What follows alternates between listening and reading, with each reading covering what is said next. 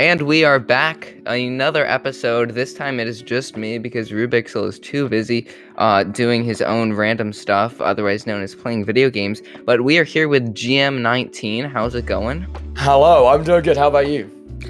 Pretty good. Are you wearing your classic sunglasses and hat while recording? I never take them off. What can I say? I never Are they take them like off. glued to you, or? They are. They're super glued. Yeah, from birth. They just went bang. They're on. Yeah, they never come off. Magic. So today we're gonna be talking about how you started YouTube, some of your YouTuber and streamer inspirations and your goals, what the best streaming platform is it YouTube, is it Twitch, is it Mixer? It's definitely Mixer. It's Mixer. Yeah. Spoiler alert.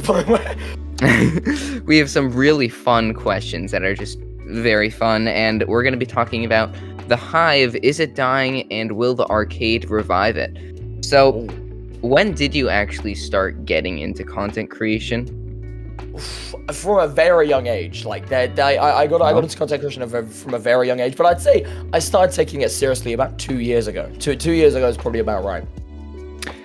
What were the first things that you were making videos on, and like what was the quality of those videos? Oh dear.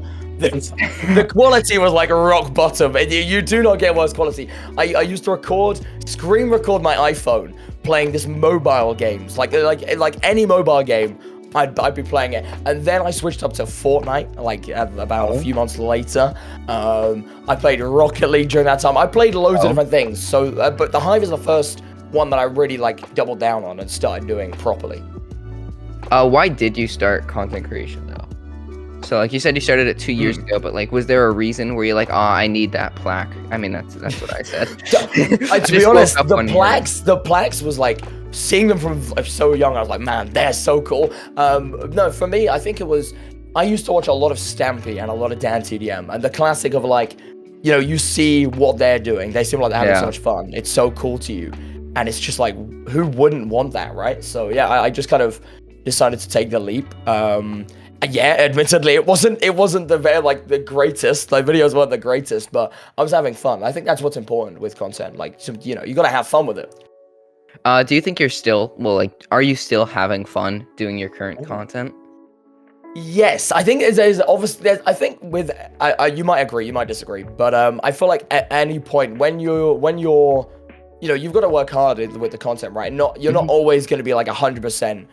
Like, there's always going to be times where you are not, you just got to grind it out, right? There's obviously some times where you'll be happier than others, but I think, I feel like I'm having quite good fun with the content. I'm certainly happier than ever when it comes to the state of like what I'm creating. Personally, I don't know if you feel the same, but I feel like YouTube is actually the most fun when you have like absolutely no success, because you can do whatever you want. Whereas, I get what you mean, yeah. Like for me, once I popped off with like all this new stuff, like I've had to spend the last year making the exact same video, and I mean, it is so boring. It's just the exact same thing over and over. Yeah, I guess for me it's slightly different, I guess, but yeah, I agree. I do think it's kind of more fun, but I think one of the big reasons why I wanted to do YouTube is because I saw the effects of what, like I wanted to make people happy. I wanted to have that effect, because YouTube is such an amazing thing of like, you entertain someone else and you make their day better and they make your day better, right? You exchange that. Yeah. And I feel like that's obviously one of the big bonuses of having, the bigger the following, there's more people, there's a higher reach of people that you can, influence their day. Yeah, but I do agree, like, you can have a lot more fun. You can just mess about when you have, like, no viewers. Yeah, with YouTube, though, I feel like we've come to a point on YouTube where all the big creators are, like, completely over-editing and making their videos, like, the best they possibly can. Like, take Mr. Beast, for example. He's making, like, one video a month or maybe 2 videos a month, but they're, like, the highest quality video. Do you think there's ever a line where it's, like, quantity versus quantity? I think for me, I definitely think YouTube used to be, even like a year ago, in my opinion, it used to be quantity over quality to an extent. Now I think it's quality over quantity. Like, I see, certainly from my point of view, and as you said, like people like Mr. Beast, right? Obviously quantity, the more if you can get like really good high quality videos out frequently, that's great. But I think, yeah, I definitely think there is a lot of pressure, especially on the bigger YouTubers, and the more numbers that you get, there's a lot more pressure on just trying to make the best you can. Like MrBeast, for example, right? Like, he is the biggest YouTuber on the planet, probably. And I think, yeah, obviously there's a lot of pressure on him making the best that he can. So yeah, I agree. I think quality over quantity is very much, it's bigger than ever, I would say. Yeah, I feel like one of the biggest problems with YouTube, though, when it comes to quality, I've heard this from a lot of YouTubers and like other podcasts and stuff, just like even the biggest creators, they have this problem where they want to make every video like better than their last. Like, that is a problem that I completely have on my second channel, I'm Kings, because it gets to a point where you used to be able to do like weekly videos that were like good, everyone was enjoying them, but then you've got to a point where you can't put out a video like even every month just because you're like, no, that one is not good enough. 100%. I have the exact same thing. I'm sitting there and I'm like, but is this better than the last one? Because you want to level up, right? Like, at the end of the day, with YouTube is such a competitive thing. You want to be leveling up every single video and every single piece of content, but you get to a point where it's like, you get to the point where the quality, you're overvaluing the quality, and you need to be just, I guess, consistency is more key in that situation. For me, yeah, 100%. Like, my videos take like a month to make now because it's like, but is it as good as this? And let me, I go like frame by frame, and I'm like, is this frame entertaining enough? And it's like, it's crazy. But yeah, no, yeah, I agree. Yeah. I mean, personally, I've spent the last like 50 days working on a video that I've literally only gotten 3 minutes of it done. And I'm like, well, here's the thing. If this video actually does do well, and it like blows up right away for some reason, I have to wait another 2 months before I can upload again. Like, everyone who saw that video that's only going to be like 5 minutes, they're not going to stick around for like 2 months. So like, is just it for really a 5-minute video? Yeah. Yeah, like, is it really worth it? Yeah, like, who's saying that it'll upload any minute now for like 2 months for a 5-minute video? When you think about it, yeah, it does make sense. I think people massively, and as a viewer, and you can't blame like anyone, because it's obviously, if you've never tried editing a video yourself to a decent level, you won't really understand. But I think it's when you're trying to create a video that's better than the last, you spend so long on it, it's crazy. Like, you sit there for like days just going like, tweak with this bit, change this, change that, because you want it to be better. But yeah, I agree. No, yeah, 100%. I think it is a little bit worrying just how much YouTubers now just like quality over quantity. I know. And especially with the algorithm, like, if you put out a 6-minute video that's like extremely edited to the point where it's even over edited, and your watch time is what, like 60%, versus some YouTuber that has an extremely loyal audience because they do like long streams. Like, do you know OTV? What, like it's like clan?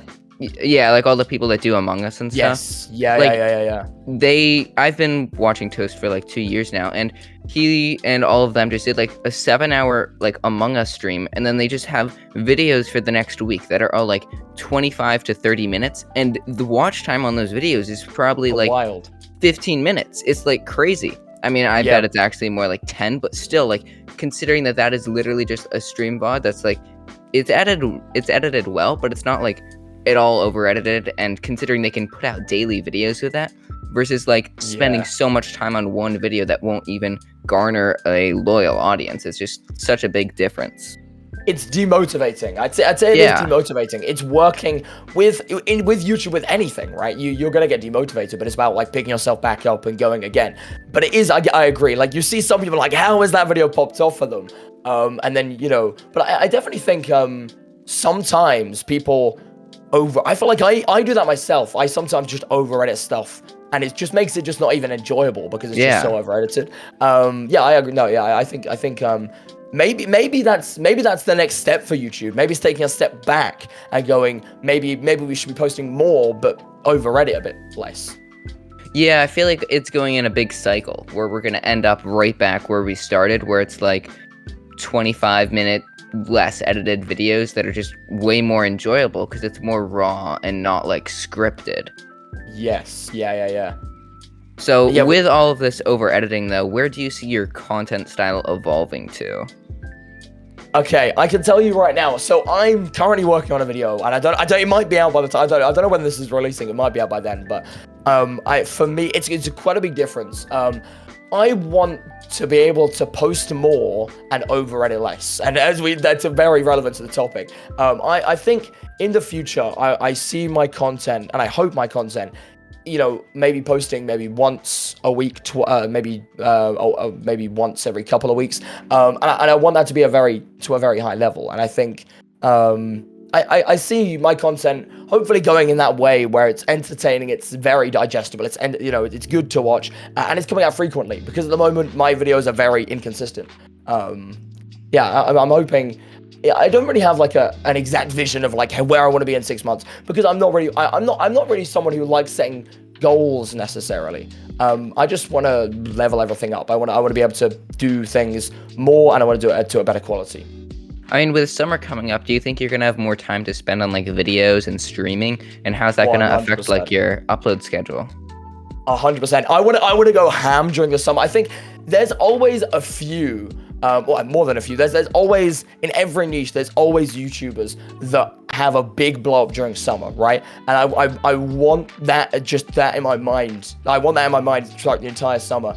That I want to go ham during the summer. I think everyone will go just insane during the summer. Try and post as much as possible and see where it takes you. That's all you can really do. But yeah, I think 100%. I think I'll upload more, and I'll upload to a high quality during the summer. Just because. Do you see yourself like staying with Hive content during the summer, or trying to branch off? Because like there's niches like SMP content that's been blowing up, and it's sort of the thing that I like about SMP content is, although it is really repetitive, it's targeting a younger niche. So if you get those loyal fans that are much younger, then you'll have like 5 years before they outgrow your content. Because what the issue is with all of these OG Minecrafters, like popular MMO Stampy and stuff, is their audience is like 17 years old by now.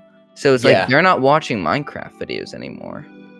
Yeah. They I guess they outgrow it. Yeah, I agree. I think that's for the Hive content. I think I do see myself. I think I'm in a position right now where it doesn't make sense for me to branch out, at this moment in time. I definitely think in the future, like, I don't know, maybe like 6, 7, 8 months time, maybe branching out slightly more to appeal to a wider audience. But I don't see myself ever, like, I'm not thinking in like 6 months time, I'm going to leave the Hive entirely. I have no idea. Like, I have no plans on like dropping the Hive at all. Like, I think, I definitely want to diversify my content. I want my content to appeal to people who don't even play the Hive. But I think the content that I actually make will probably stay, at least on Bedrock, I think. Like, it will stay on Bedrock, and I see it staying in the Hive, really, mainly.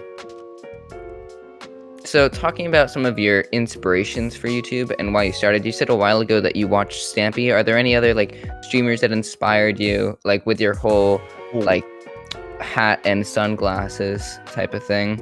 Oh, the hat and goggles. That's a really weird one, because I don't know where it came from. Like, it must have come from somewhere, but I can't remember where it came from.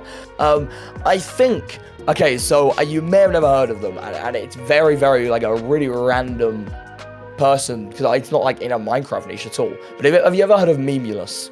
I have, yes, with Will and now, and stuff. I think I can't confirm, but I think there's a chance that it was inspired off that, but I honestly couldn't tell you. So, another fun fact, okay? Fun fact. All right. Breaking news, okay? And I think there's only like one video on my channel that you can tell. I actually used to wear a mask over my face as well, my mouth. So, like, I used to have like a. Rubik's Soul. Welcome to the Hivecast Rubik's Soul. What's your favorite platform to stream on?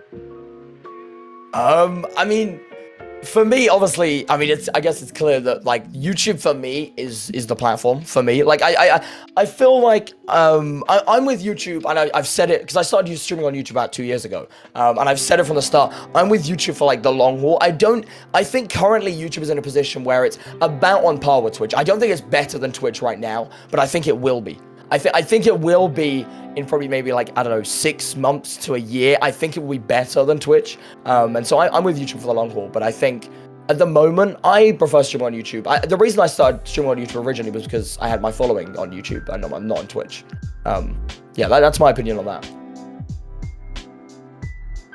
Do you think that YouTube is gonna surpass Twitch one day? Yes. Yeah, 100%. I think I said it on stream. It's a bold statement. It's a bold statement incoming. I said this on my stream the other day. I wouldn't be surprised in the next 3 to 4 years to see Twitch shut down. And some people might be like, well, why?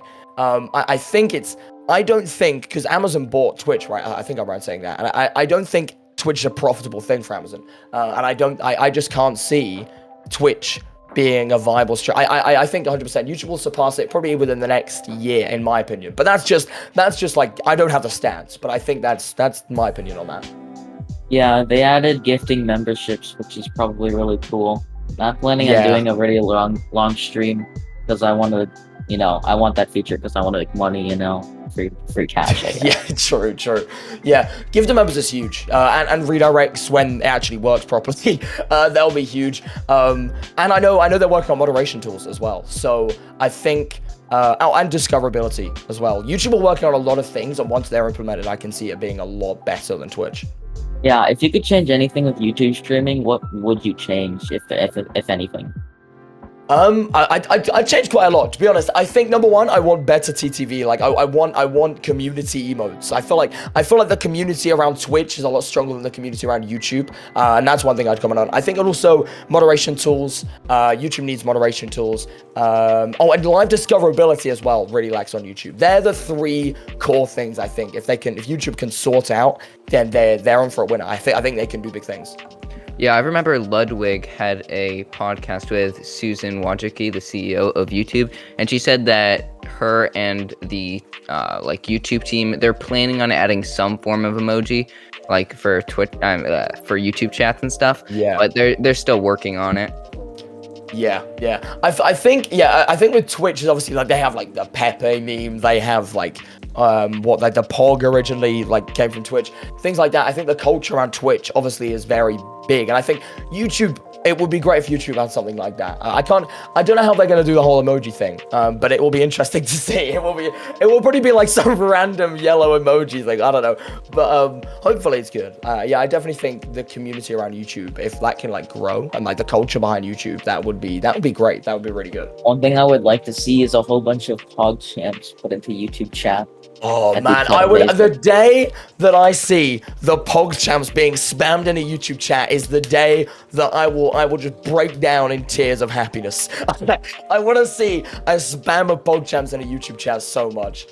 Well, it's a good time to be happy now because we're about to ask some funny, goofy questions now, all right? Oh, you ready? Oh. So what's your favorite video game? This is a very hard question, I believe. Fortnite, no. Favorite video game?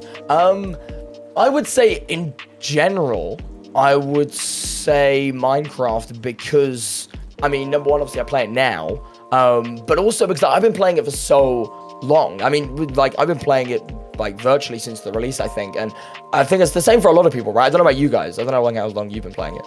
No. But yeah, that's what I got a question for you. Yeah. Why do you think Fortnite's better? Why do I think Fortnite's better? I think Fortnite obviously was more popular than Minecraft at the time, but I would say Minecraft's more of a popular game now, right? Would you say? I actually just got second place in a Fortnite game before I got here because I got a notification from Twitter saying Kings was trying to ratio me to get on the podcast. So I looked away for a second and I got sniped by some kid on a hill. So Kings, I hope it's worth it that I'm here now because I just lost a victory royale. That's what happens when you don't show up on time. We said we were going to attempt to ratio you, and I see it paid off. Yeah, I lost a victory royale with a victory crown. That would have doubled my XP. No! Oh no! Yeah, that's bad. That's very bad. Oh dear. Yeah, Kings. Now you understand why I'm kind of sad right now. Anyways, what do you? Okay, I know I asked you this question if you ever gonna face reveal, but like when you say no, I'm like, but like you kind of already did, kinda. Yeah. But like, do you think face revealing's worth it? And like, why use the hat and sunglasses when you could just like have your whole face in? Because like you're already pretty much like fully out having there, your face yeah. in. So Yeah. I think I don't necessarily have like a real reason why I don't show my full face. I think it's just I don't know. I get like now right now the reason I'd say is like well it's kind of like part of my brand, right? When you think of GM19, you probably think of number one, he's a bad Hive player. Number two, he's got the Cloud Wars in the hat. I think like I feel like it's part of the brand now, and it's just another thing that separates me from other people to an extent. But I think I wanted to show my face because I feel like you can connect with someone slightly better if you can see their face cam. In my opinion, that's why I think that like Twitch streamers that use their face cam get a lot more viewers. Like how Potato gets like hundreds of viewers like on his Hive streams. He's like the only one. And like MJ uses face cam, and he's like the only other person to get 100 viewers on the Hive. It kind of says something. I guess. I really wonder as well. Like if they didn't use face cams, would they average less? I think they would, in my opinion, but not by that much. Not that much. I think you can still obviously that's not saying you can't have a connection with the audience if you don't have a face cam. I just feel like if you can see them, it's another thing that's like moving. It's another element of the stream. It's another thing that can make it a little bit more entertaining. And I think that's why VTubers is so popular now, because it's still like it's still different from just like not seeing anything, right? And the same as PNG tubers. Yeah, I think. Oh no! Here we go. Oh dear! Let's swiftly move on. No, I think I wear the Cloud Wars in the hat. I think it's something that separates me from other people, I guess. And I can't imagine I'll do a face reveal. Certainly not for a while, because I don't see a reason to do a face reveal. Yeah. I also don't know. I just feel a bit weird now. I've worn the Cloud Wars in a hat for like 3 years now. It just feels a little bit weird just to have like my hair on camera and my eyes on camera. I don't know why. I don't know. It just feels weird. Going back to if face revealing is important on Twitch, personally, I feel like it actually is a lot, just because of like you can show emotions through your face where you just can't, like if it's just a blank screen. For example, if you were to like make an exaggerated face or like roll your eyes or like gasp or something, it would just sound really weird without knowing what's actually going on. And especially like as I was mentioning earlier, I don't know if this was on or off the podcast, I forget, but when watching like Among Us, for example, on YouTube, the only edit that a lot of people do is during the meetings and stuff to make them a lot more enjoyable. They put everyone's face cam up so that you can see what everyone is like doing at the time. For example, you can see if someone's muted and they're talking to themselves in a really weird way, or if they're making weird expressions, versus just having a completely blank screen and not knowing what's going on. I mean, let's say like you void in Hive Star Wars, common issue for me, right? Like you can just like stare at the camera for comedic effect. Whereas if you don't have a face cam, obviously you can't do that. I think it just adds it adds something different. And I agree. I definitely think it has the power to make something more entertaining. Just seeing someone's face, seeing something move, seeing how they are reacting, not by just their voice, but by their physical actions as well. You know, GM, is if there's one thing I do have to say though, do you ever play anything that isn't custom servers? No, and this is something that I'm wary about, and I know other people are wary, like for me, not for me. You get what I mean? Like other people are like, that's a bit, worrying, right? Wait, hang on, my screen's just. Hang on a minute. You can just cut my out. Apologies. My screen just went on sleep mode. Anyway, what was I saying? Oh yeah. So yeah, I always used to. So before I did Hive with viewers, I did Among Us with viewers. Now some people don't know that I did Among Us with viewers, and then Among Us was like dying. The ship was sinking very, very quickly. I was like, quick, go to Minecraft. And I started with an SMP, then I started doing Hive content. And yeah, the Hive content. It just naturally came to me that I'd do with viewers. My main worry is now, if I don't do with viewers, am I going to average less? But I also know I can't just keep on doing with viewers for the rest of my life. So I think You'll even notice sometimes on streams, I now just like sneak in a cheeky public game just to see how the viewer count changes. And I'm just experimenting with that. I wouldn't be surprised if in the next couple of months there's a stream that I don't play custom servers. Like I do want to diversify that more because I understand that that's just like it's not viable just to do with like Hive viewers just 24/7 for the next, So why is it that you decided to switch your streaming from like Among Us and Fortnite over to Hive if you like never really like got into Hive off camera? Like how did that start up? So I was looking at it. So as I said, I did Among Us with viewers, right? So I started off with Among Us with viewers. That was like a total like freak accident. I just started playing Among Us and it was like, oh, I'd start playing with viewers. So I started doing that. And then I created an SMP. Very inventive name, the GM19 SMP, very, very old, barely anyone knows about it. And then I was like, you know what? Maybe I should just make all my content on Minecraft. So I was looking for a server that had the ability, that gave me the ability to create custom servers, basically.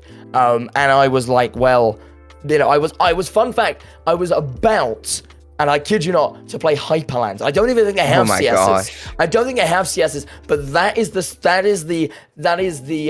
the first actual stream on Minecraft servers on my channel is Hyperlands. And then I found about the Hive. I was like, oh, that's good. That's got CSs. I bought Hive Plus the first day. Like I've never played the server. I'm pretty sure. Actually, no, I think I played it like once, and I was like, I think I did one stream on that. I was like, this is good. I'm gonna get Hive Plus. I got Hive Plus, and I just went from there. I just really enjoyed it. I think the community was just like, from the very start, it seemed like a great community, and I just kind of started playing. I've always, to be fair, I did used to play the Hive, like I did, but I never like mained it. Like if it was always like if I wanted to play a server, I'll play the Hive, but I didn't play that much. Have you played on any other featured servers a lot, like CubeCraft or Galaxite? No. the straight answer is no. I played on all of them, but I've just never I've not played like loads of them. Yeah. Galaxite is the only other one. Like Galaxite, I think is a great server. Like obviously, it doesn't have the player count that CubeCraft or Hive has, but Galaxite is a great server. CubeCraft, I'd say I don't mind CubeCraft. I don't really play it though. Yeah. So all of the Minecraft Bedrock featured servers, like all their all their player counts shot up during like COVID and over the last 2 years. But now that like all the player counts are sinking and the average player counts for all the servers is what, like 12 to 20,000 instead of like 20 to 50,000. Do you think the Hive is stale in its current state? Wait, before he answers that question, we've got the ad segment. I think we should take this time to promote a game that was once alive but not anymore. Well, what's the game?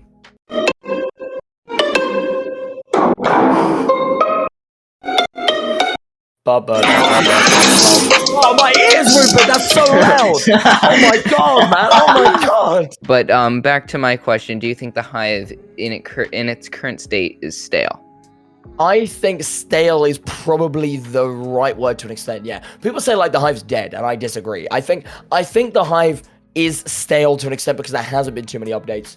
I don't personally see it as stale, but that's because I don't play it that much, so it still seems quite fresh to me. Or like, you get what I mean? Like I play it quite a lot, but off stream I don't, so it's relatively fresh. So I would say for me it's not, but I'd say for a lot of people I imagine it is quite stale. But I'm hoping, I don't know whether we're gonna go on. I don't know if this is like a transition to obviously the new game mode, but yes. But obviously Hive Arcade.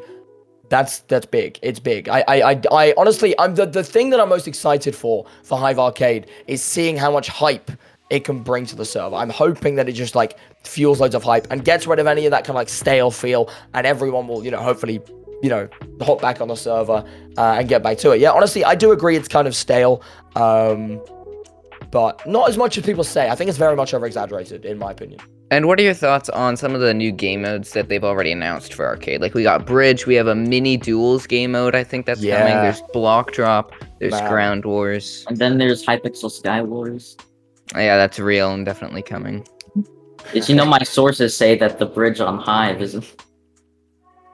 Honestly, I'm very hyped for it. So a fun fact is, like, things like Block Drop, I barely got to play Block Drop. Like, I joined the Hive community probably maybe like, I don't know. I didn't have that long to play Block Drop. I don't know how long it'd been there before, but I didn't even realize it was an LTM until it was gone. I was that early to the Hive community. So I obviously haven't played like ridiculous amounts of it, but yeah, I'm very, very hyped for like all the game modes. I think things like Bridge, Block Drop, it is gonna be, yeah, I think it's just so cool how we're gonna have so many new game modes, so many new things. And yeah, that, like there's not a single game mode there that I go, that's gonna be really boring. Like they all seem really cool. GM, how did you get into a whole bunch of YouTube tournaments? Like every single Hive tournament, no matter what, I will never fail to see you as one of the participants. You just like involved in the community. I don't really know. I think yeah, maybe it's just like I'm involved in the community. I don't know. I mean, I don't. Maybe they're just like, we need someone who can like nerf a team. GM. Like I think. No, honestly, I think I accept, like every tournament invite I get, usually I accept, like, to an extent. Like, it could be that, but to be honest, like, I think it's just, I enjoy doing tournaments. I think the Hive community is really cool. Bang together Hive tournaments. I don't really know why I end up playing in them all, but it's cool. I really like it. I think it's because you're literally like the most energetic person in the entire community. I'm not gonna lie. 80% of us just sound dead.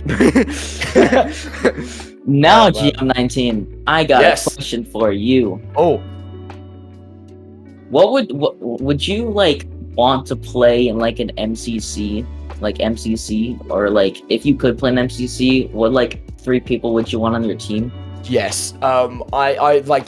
Firstly, yes, MCC, like something like MCC would be sick, and I would also actually train for that, and I'd try and become actually decent at the game for that. I mean, I played in one MCC-like tournament, like it was built like MCC, it was really fun. But so 3 people on the entire planet I can have in my MCC team. I mean, you can't have Kanye West on your team, like you know. Yeah, that's true. Like any, just pick like 3 people you want, anyone. Okay, I will take Craig, Kings, and Rubixel. Not gonna lie, Craig is cracked at PvP. He could literally 1v1 like anyone and win. GM, pick 3 people, anyone on this earth, dead or alive, okay? Dead or alive? Yeah, dead or alive. Dead or alive? No, okay, right, okay. You know what I'm gonna say? Right, Dan TDM. Okay, because I'm just gonna go with the people that I used to watch back in the day, because I feel like it'd be so cool. Dan TDM, Stampy, and like, who else can I put in?